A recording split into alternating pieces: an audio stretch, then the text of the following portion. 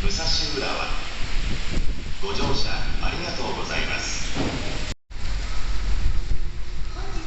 埼京線下り大宮川越方面ご利用のお客様にご案内いたします。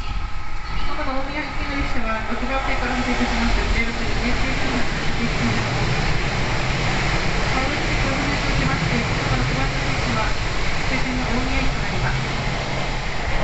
強風の影響を受けまして現在大宮から先の川越線との直通運転は中止をしております。大宮から先川越線の各駅ご利用のお客様は大宮駅にて川越線へのお乗り換えをお願いいたします。